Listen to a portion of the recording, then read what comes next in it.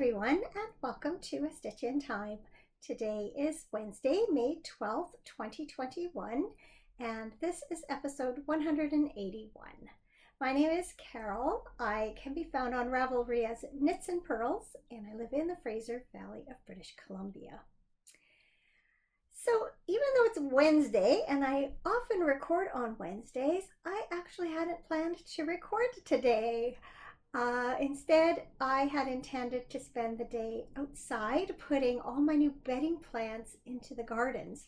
But when I woke up this morning, looked out the window, I saw that it had rained a little bit overnight and that it continued to shower off and on all morning.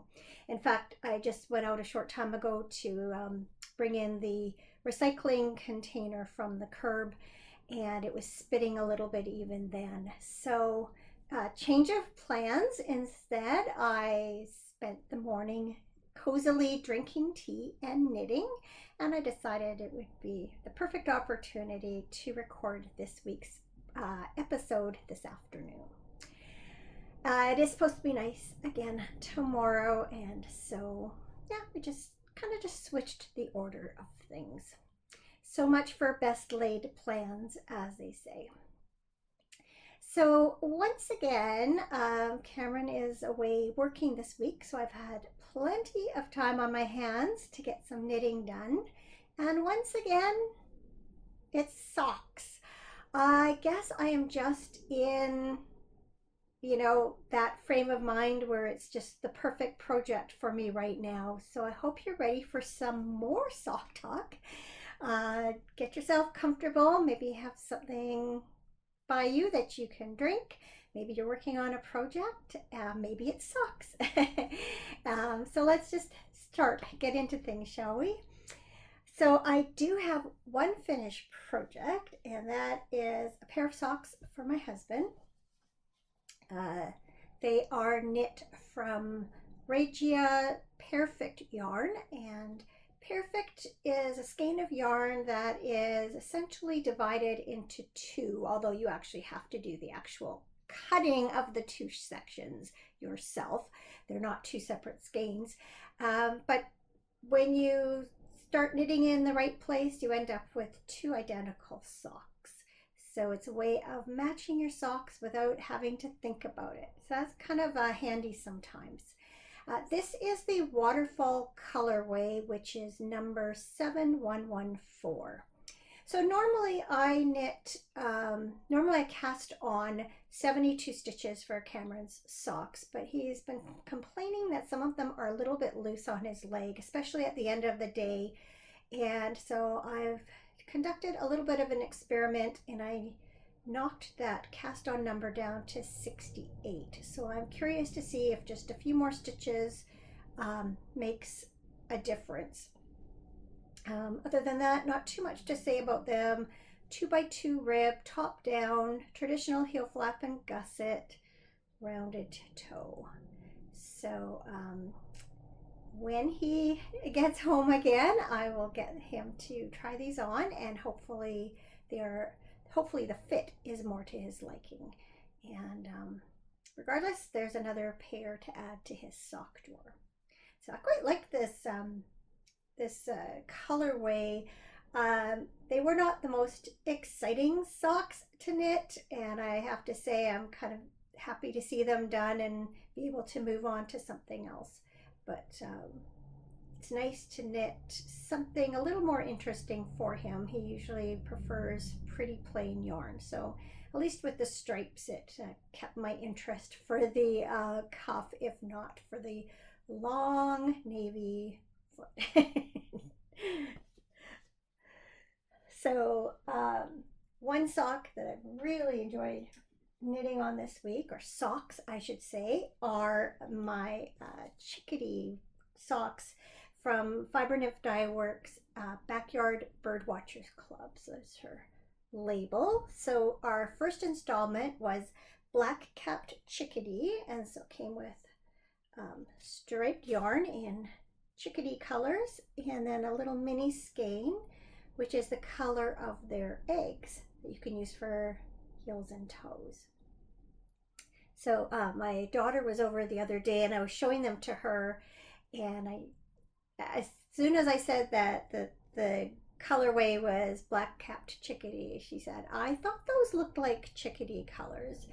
And then I'm very jealous of her because she has tons of chickadees around her place, and we see them every time we're there coming to the feeder, or we can hear them. And they've just been really scarce around here this spring. So I'm hoping to see more of them as the season progresses because they are one of my absolute favorite birds. So here we go. You can see that I've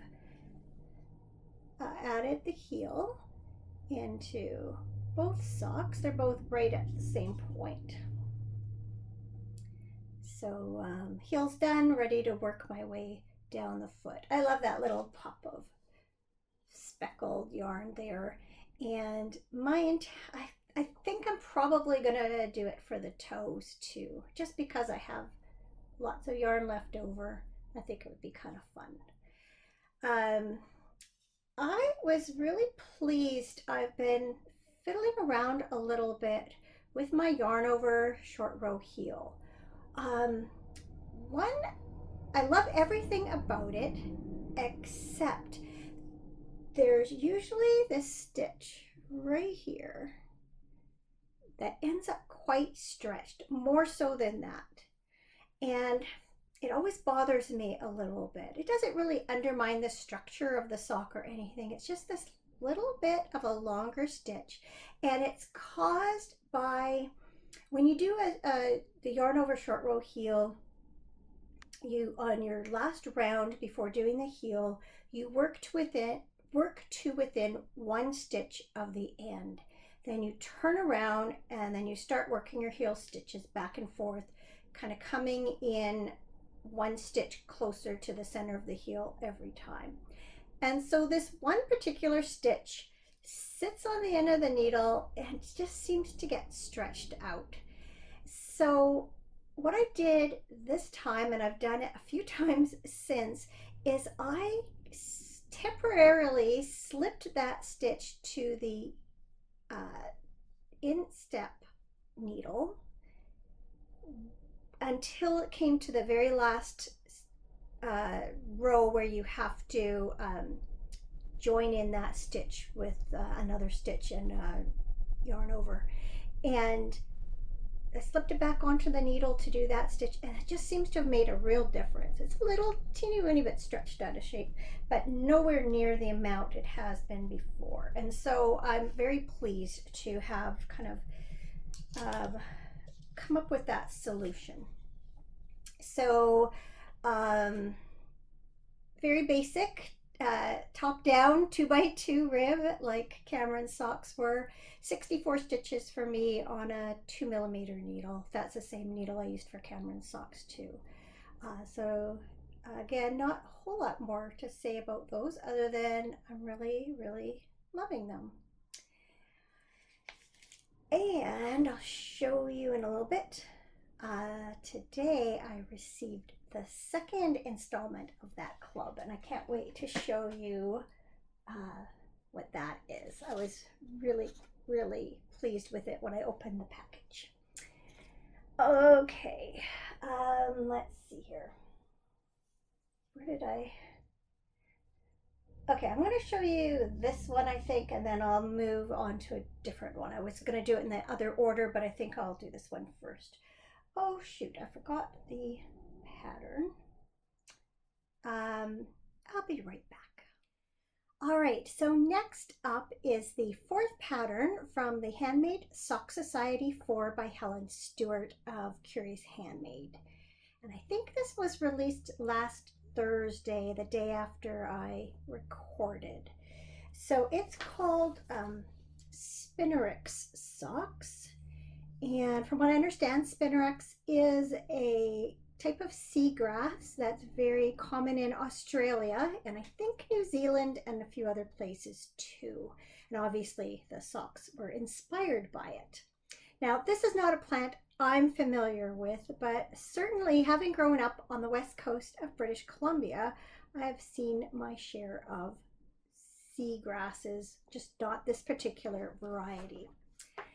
So I went stash diving with a very specific color in mind, and I came up empty. And then I realized what the problem was is I wanted this very colorway, which is called Seagrass, and it is from Sweet Georgia Yarns. And I have had a mini skein of it as part of a Party of Five mini skein set.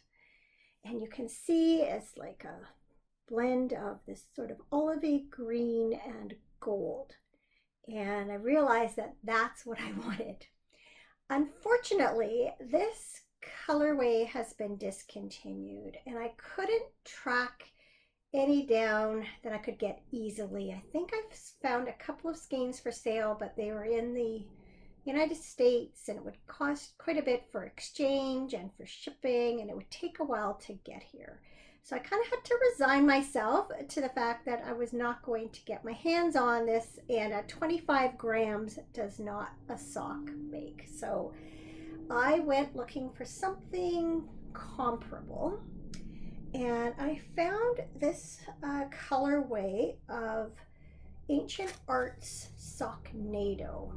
This is called Kelpie, and I believe a Kelpie is a mythical sea creature. Spelled it like this. So as you can see, it has very, very similar colors to it. And so even better still, I found this yarn at Beehive Wool Shop in Victoria, BC. And I just happened to have a gift card burning a hole in my purse pocket. It had been there since Christmas of 2019. So the last time we were in Victoria seeing Cameron's family was just after Christmas 2019, and we went to see his mom on New Year's, and then we left, and Beehive wasn't open, or if it was, we just didn't have time to go. And so it's just been waiting for me for when we go back to Victoria. We haven't been there because obviously of COVID-19. But since that time, Beehive has actually really improved their website and made it easy now to shop and order things online. And so I was able to get this, and came just a few days later. And so I guess it arrived on Monday. And so I have cast on, and I'll show you what I've got done so far.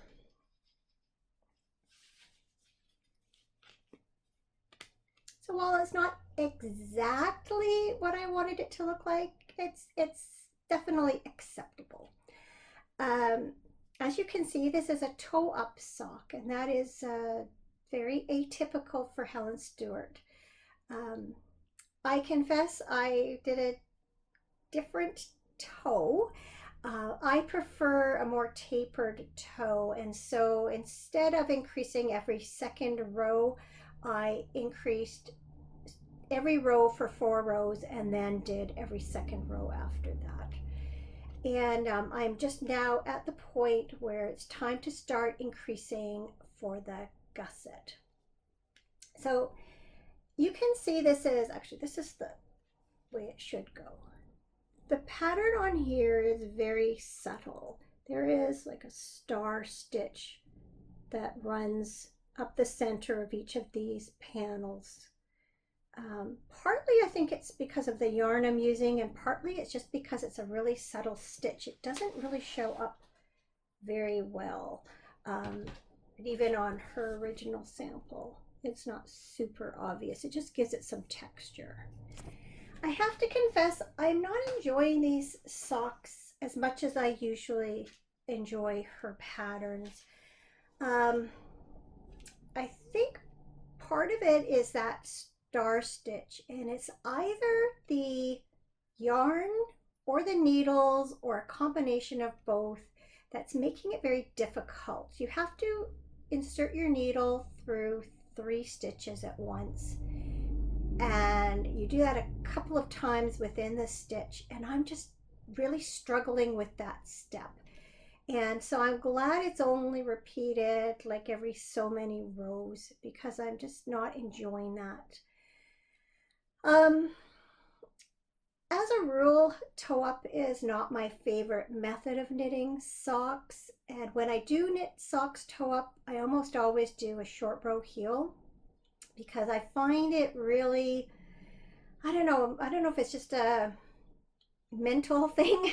Somehow increasing stitches for the gusset just seems way more onerous than knitting those same stitches on a top-down sock but decreasing. It's that idea of you just get more and more and more, and you end up with all these stitches on your needle. So yeah, I mean, I'm going to knit them. I really wanted to do them. By the way, that's what the yarn looked like, just in stocking stitch, which I actually prefer that. I'm going to knit them anyway, because I do want to knit the whole collection. I'm just, like I said, not enjoying them quite as much as I normally do enjoy her patterns. I'm also a little bit concerned with the instructions. It says to knit it says to knit till you're X amount shorter than your desired length. And then it says ending on the last row of the pattern. And I actually, with my foot, that's exactly where my correct measurement ended up being. So I have ended with that row. But I know with socks, a quarter inch or so one way or the other can make a big difference in the fit. So I would be concerned about either not knitting the next few rows that you need to achieve your length, or knitting a few more and then possibly having a sock that's too big or too small. I personally would have just stopped on the row of the pattern that that it landed on to give me the correct length, because when you're working on the front, you can just continue the pattern. I think part of it is because the way that she writes her patterns, she does them row by row, and I think it's a way of people to do it. They can just check off the correct row, and it has all the right instructions for both the pattern and the increases. But I found that I wasn't quite sure about that. I thought perhaps it should have been something like to do your correct row and then just continue with the correct pattern row as you work the increases. But as I said, in my case, it actually worked out just right. But that's just an aside. I know from what she said in the intro is, I think toe up sock knitting is fairly new for her, so maybe that's something she hadn't really considered. I've definitely had pairs of toe up socks that have been either a little bit too short or a little bit too long, and they're not easily fixed. Like a top down sock, you can just take back a little bit and take a few rows back, then redo your toe, or else you can add a few rows and then redo your toe. Where a toe up sock, it's not that easy to fix. You have to take the whole heel back out and then do the whole gusset increases and heel and that all over again. And who wants to do that, right? Anyway, plugging away on those. So the other socks I've been working on are the ones that I'm knitting from the Downton Abbey inspired yarns from Midknit Cravings Yarn Company. Let's see if I have a label here to show you. So I had bought what they call an appetizer set, which is, sorry, crinkle, crinkle, crinkle. Midknit Cravings Yarn Company. So it's the light sock, which is 85% superwash merino, 15% nylon. So the appetizer set is a 50-gram skein with a coordinating 20-gram mini. And the colors in this collection are named for the three sisters from Downton Abbey, Mary, Edith, and Sybil. And I had just planned to knit these up as just plain socks, and then all I could see was lace, and I decided to design a sock for each of the sisters. And I know I showed you my beginnings of that work last week, and thank you so much. I had so much positive feedback, so I'm happy that you like them too. So I've gotten to the point where I have heels on all of them. So this is, so I've just got the yarn tucked in the sock here. This one is Mary, and the coordinating skein is called Silk Stockings. Grab a sock blocker here, I'll slip it on. First I'll show it to you close up. So this one I chose just an overall lace pattern, and then that's how it looks in stockinette. I just love how subtle the coloring and the speckles are. And so I did a short row, yarn over short row heel on these, which is my preferred short row method.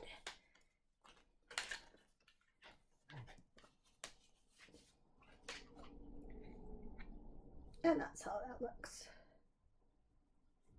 So you see the lace all stretched out. So I will just continue with this lace pattern up the rest of the sock, and I'm doing it on the front and the back all the way around. And then I will do the cuff in this colorway. So there's that lace pattern from the front. I think it's really pretty. So those are moving along. And then the socks from the Edith colorway, the coordinating skein is called Cloche. I just love this green. Sort of even a little seagrassy, isn't it? A little bit kelpy. Can see why it was in my head. So this, it's all tangled. I've literally just finished the heel on this one. Oh, and the yarn's all twisted. So this is Edith's sock, or the sock inspired by Edith. And this lace panel is going to run up the outer side of the other sock, so they will be symmetrical, mirror images, not identical. And got the heel in there. Slip these on a sock blocker too. I think you get the full effect that way.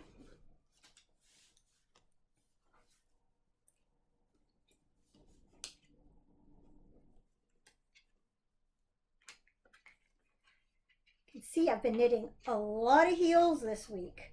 The last couple days I've knit 1, 2, 3, 4, probably 5 heels.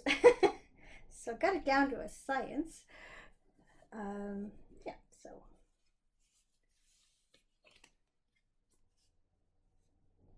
there we go. That's how that looks. And finally, I also am at the same point with the Sybil socks, and the matching skein for that one is called Parasol, and that's what inspired my stitch pattern for this sock. And so I have little parasols going up the front of the sock. Now I'm right at I've just finished the heel, And I was toying with the idea of having some kind of stitch pattern on the back of this sock to kind of balance out the fact that there's this vertical pattern running up the front of the sock, and I'm sort of toying with the idea of doing something on the back. The other part of me thinks just keep it simple, and maybe that's just enough. Sometimes I like a sock that's just a little bit simpler like that. So I haven't completely decided.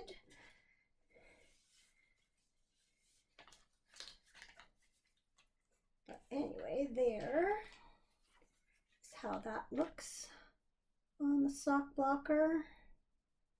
And then I'll just twist that around so you can see that parasol design stretched out a little bit.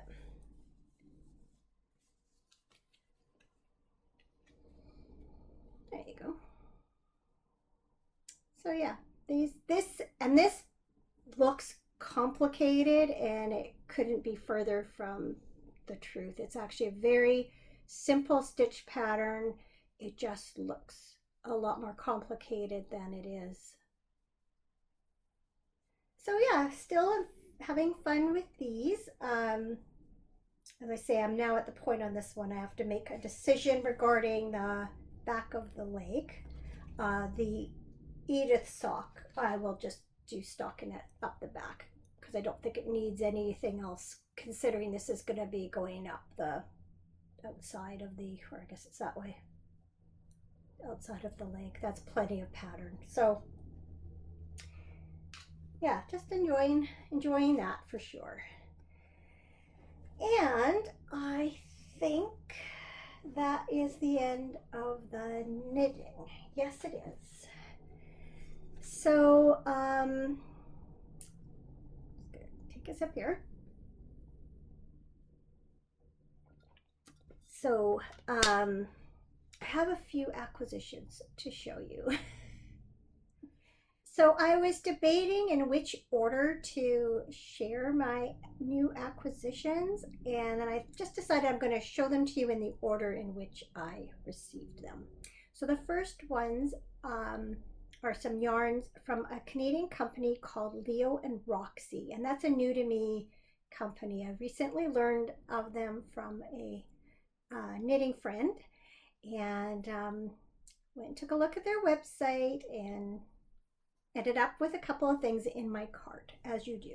So this skein is their 80-20 sock, so 80% superwash merino, 20% nylon, and this is the front line colorway. This is their anniversary colorway, and it is meant to honor frontline workers during this pandemic, and 20% of the proceeds go to supporting frontline workers. So I thought it was a noble cause, and I think this will make a really beautiful reminder of what has not necessarily been a very beautiful last year plus. And I just thought the colors in there are just gorgeous. And I'm not really sure what possessed me to buy this next thing. It was a bundle of like scrappy yarns. It's called the Scrappy Bundle, and it's just assorted fingering weight. It says 100% good vibes, approximately 128 grams, 420 yards. And they were all wrapped up in one skein, and I have separated them out into all the different colors. Oops. I just thought it would be fun to get a sort of a sampling of their colorways, and you can always use minis and scraps for things. So you can see very, very vibrant fluorescent yellow there, and a very bright green. And these are colors I never buy for myself, so in a way it's kind of fun. This is, I'm not sure how it's showing up on your end. On my camera it looks a bit blown out, more pinky, but it's actually like it's pinky red, and it's not as bright as it shows here. And there's kind of like a grapefruit pink, and then this kind of jadey color. This is more green than blue. I thought these all looked really good together. Then there was just some bear yarn. And then this darker green, just a little bit of that. And then this variegated hand-painted one. So I'm not sure what I'll use these for, but it seemed like a good idea at the time. Now I'm sort of questioning a little bit whether I really needed more scraps of yarn considering how much I have. So then when I got my Kelpie yarn, I thought, well, I haven't been in the actual shop for over a year, and normally when I go I leave with a few things, and so I decided that I was just gonna just pretend I was browsing and pick up a few other things while I was at it, because why not? So coincidentally, they have Leo and Roxy yarn. So do you ever find that when you haven't heard of a item or a concept, or, you know, a certain word or an event, and all of a sudden it's everywhere? Well, now I've found Leo and Roxy yarn in a couple of other shops. So it's just funny, now it's on my radar. I've seen it. So anyway, I picked up this skein. It's also, I think it's also the 80/20 sock. Yeah, this is called Victorian Christmas, and again, it's that green that's just getting me, and the speckles. I guess in retrospect, it's really not a whole lot different from my Edith yarn, but I have a whole skein of this one. And I actually thought let's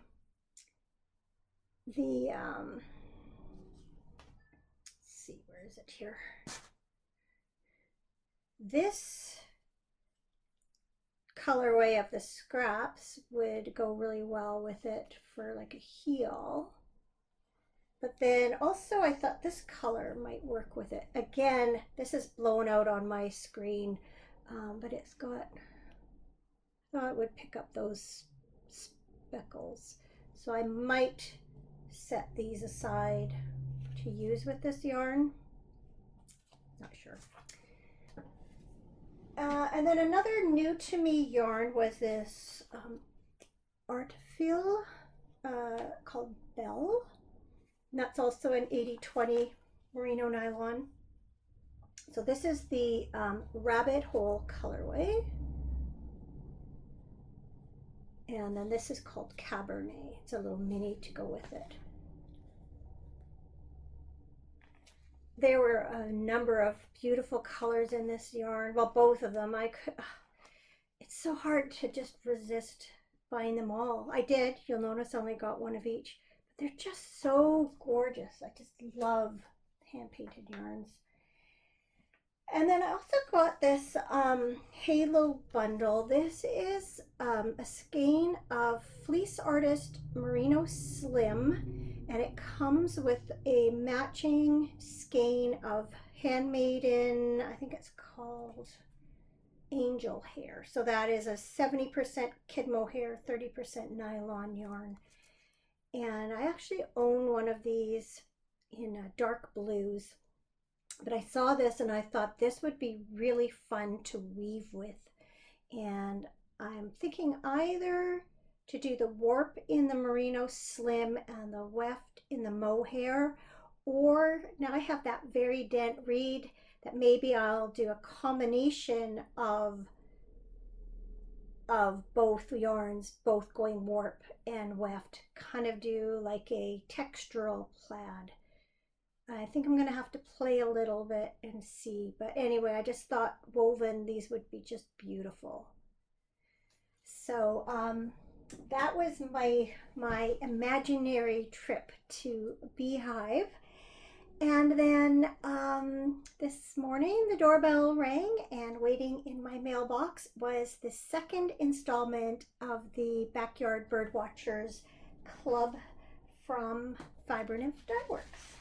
And this month it features the blue jay. So this is the kind of blue jay we don't get here. We have our blue jay that we have here is called Steller's jay, and it's black with a blue head. Um, I have seen one of these once, very briefly, on my sister's bird feeder in Toronto. I think it was it last fall or last year sometime? Apparently, somebody where I live spotted one in their backyard. So we know at least a few have crossed the Rockies, but generally this is a bird only found east of the Rockies. Anyway, here is the gorgeous set. So this is done in the bedazzled base. I think you can see it picking up the sparklies in the light there. And so the thing said that features 5 stripes representing the beautiful blues, grays, and white of the blue jay. The mini skein is soft black for his black markings and bright alert eyes.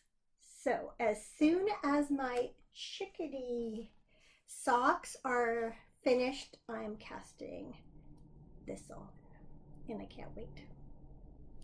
So gorgeous yarns that I'm surrounded with. I have an embarrassment of riches.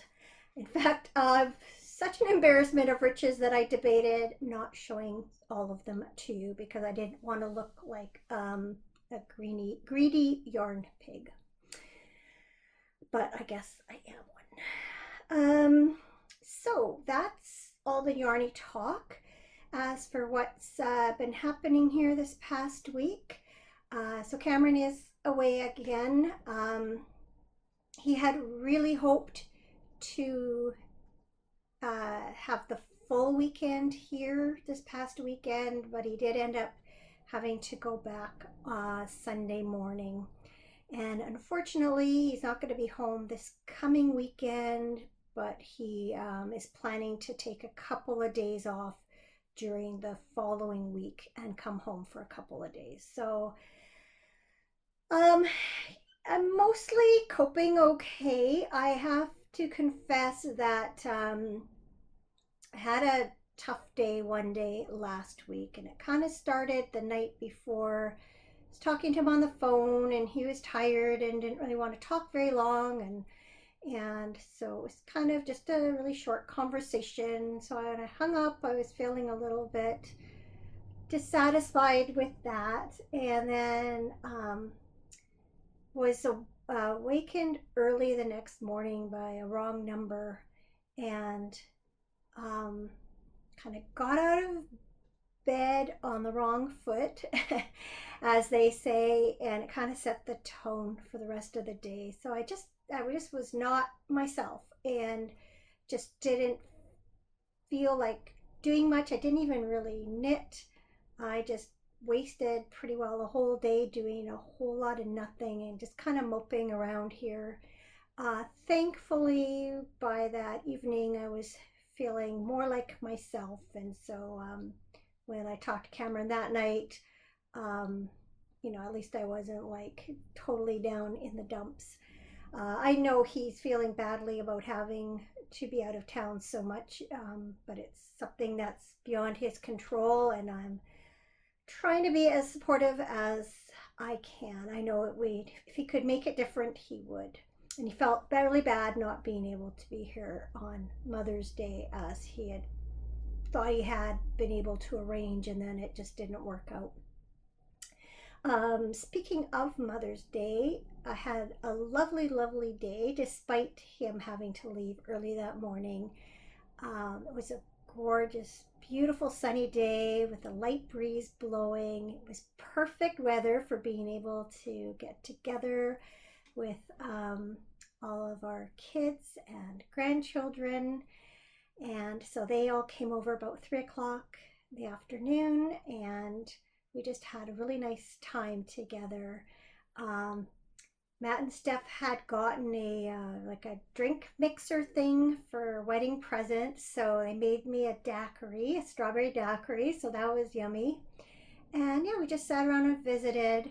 My younger son, Colin, he gets really goofy with the kids, and he chases the younger kids around and scares them and does silly things. Our youngest granddaughter had like a hairband that had like rainbow bangs and little, I think, pony ears or something. So he put that on and his sunglasses or something, and he's running all around being silly, and they just love it.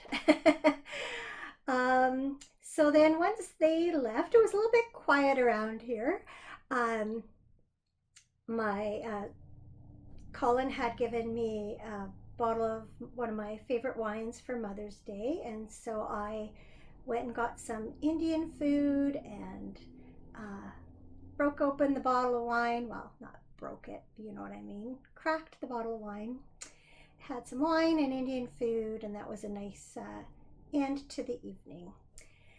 Got some lovely gifts from the other kids too. A nice big hanging basket plant. And then actually, Jessica came over the next day. Something she had wanted for my gift hadn't arrived yet. And then she brought me a gift bag full of all sort of like candle and a bath bomb and some different beauty products. And so I'm gonna do a spa night one of these nights this week, probably Friday night, since Cameron won't be home for Appy night. Maybe I'll light a candle, pour myself a glass of wine, have a good soak in the bath, and give myself a facial and a manicure and a pedicure, and I'll be good to go. um, this coming weekend, we are going to go to Jessica's place for another family get together because it's our son-in-law's birthday. So unfortunately, Cameron won't be here for that either, but the rest of us will get together and have a good time. In addition to all of that, I have an update on mole wars. So for those of you who are new, we have had an issue with moles in our yard for almost as long as we've lived here, which is over 30 years. And last fall, out of desperation, I discovered a new type of mole trap, promptly purchased it, and had very good success within a few days. And so after catching a couple of moles in the space of a few weeks, we didn't have any activity for quite a while. And then we would see the odd hole pop up here and there over the course of the fall and winter, and just had no success. Either the trap wouldn't be triggered, or if it was, we didn't catch anything. And it's designed so that it straddles the tunnel, and unfortunately, if you dig out a molehill, sometimes it's not always that the tunnel leads out in a straight line from one side of it to the other. Often there'll be an angle like this or even like this, and so it can be very difficult to set it in such a way that when it's triggered, that the mole is caught. So not surprisingly, with spring came an increase in activity, which is very common. And I think one of the first new holes or hills came up right in the middle of some freshly planted grass from when we'd had the concrete work done in the fall. And it was just such an insult. It's like it couldn't come up in one of the old patches that haven't grown over yet. No, it had to be in the nice new grass.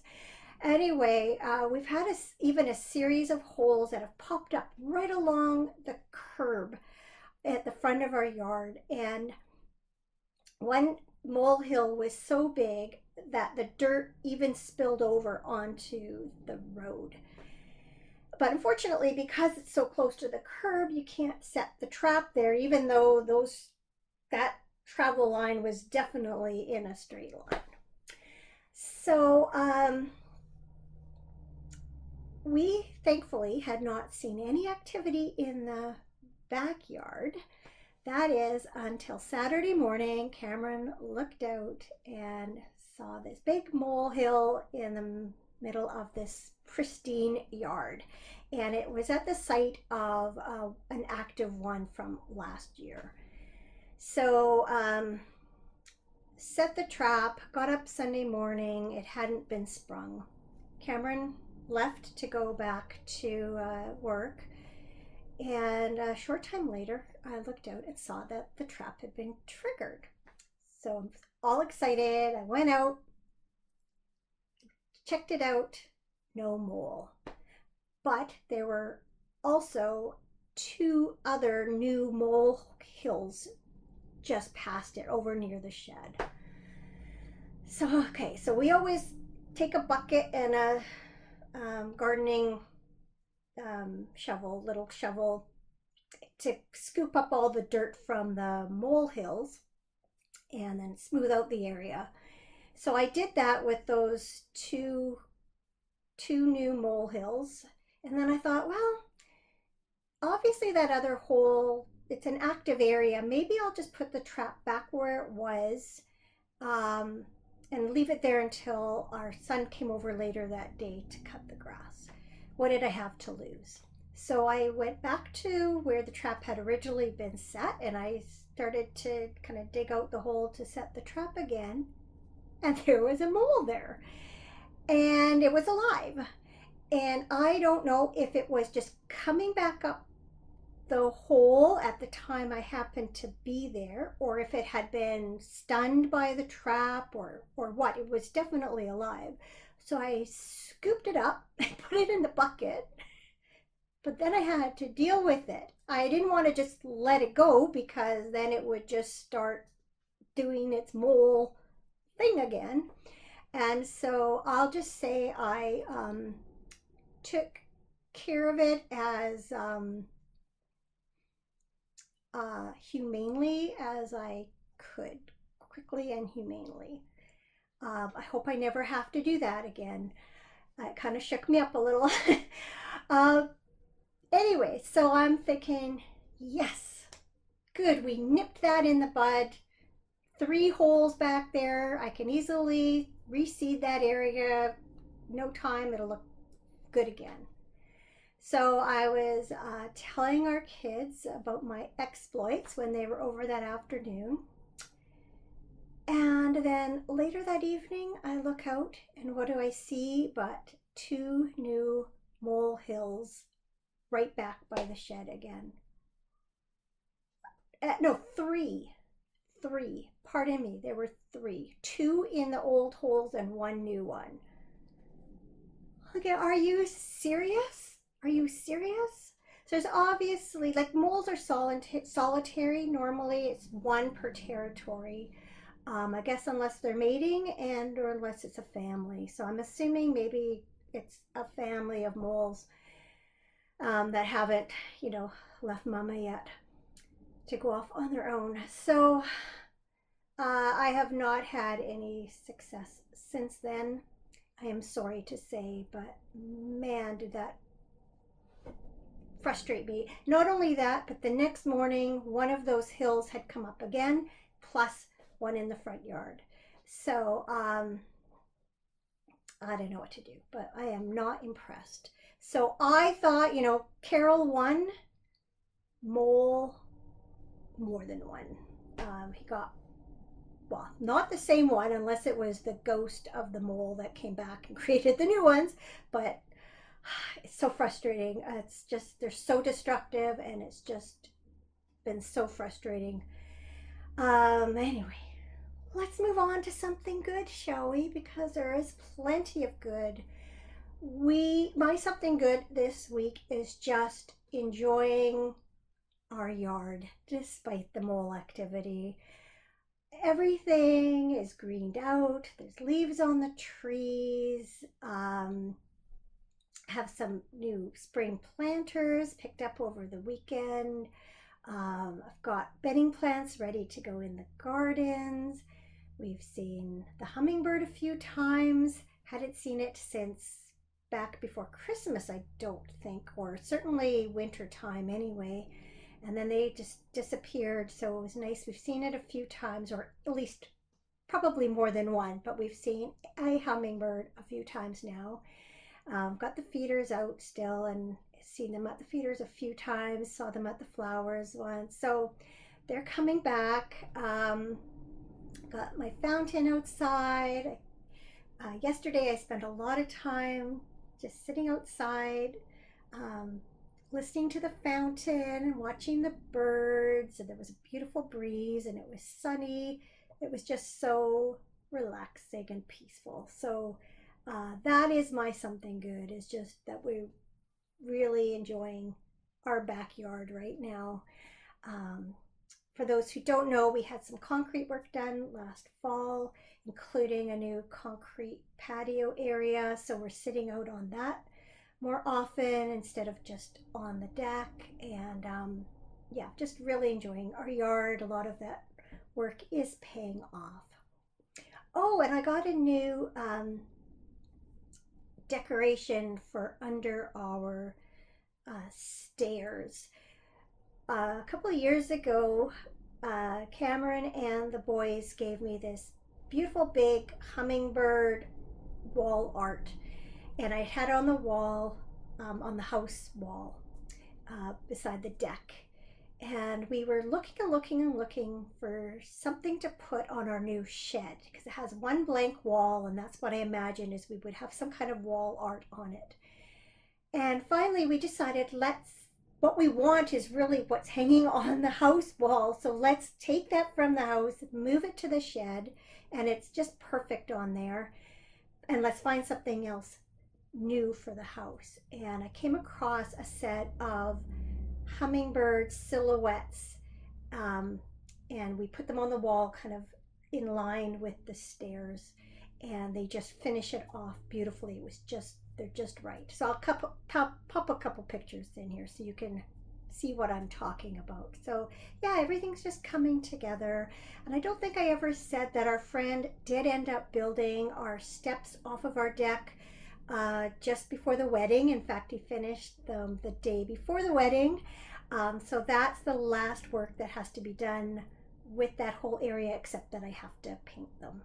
So yeah, everything's come together, and we're just loving our outdoor space and spending lots of time out there these days when it's nice, which it is now. Actually, the sun is just trying to peek through. I can see some blue sky among the clouds out there. So tomorrow is supposed to be nice again, and I'm looking forward to getting out there and doing some gardening and see all of that start to take shape too. I love this time of year when you put the flowers out, and then just over the course of a few weeks, it's amazing how much they grow and fill in and bloom and blossom, and really, really love this time of year.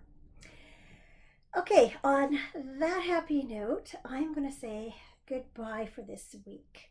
Now, if things go to plan, Cameron is hoping to be home Tuesday and Wednesday. In which case, I may decide not to record next week. I usually do it Tuesday, Wednesday, or Thursday. But if he's home, I might be just as happy to then not worry about doing that for the rest of the week. I'll see. So you may or may not see me in about a week's time. If not then certainly the week after. So thank you, as always, for watching, and thank you for all of your kind messages. You're all just so nice. I really appreciate the positive feedback that I get from so many of you, and I just so appreciate that you take the time, drop me a line, say hello. I always say it, and I sincerely mean it, that I just really enjoy the interaction and the friendships that I have formed via this little podcast. So keep them coming. I really appreciate it. I never remember to say if you want to see more, like and subscribe, and hit the bell for notifications. But if you are so inclined, please do that too. So take care until we meet again, and I hope to see you again soon. Bye.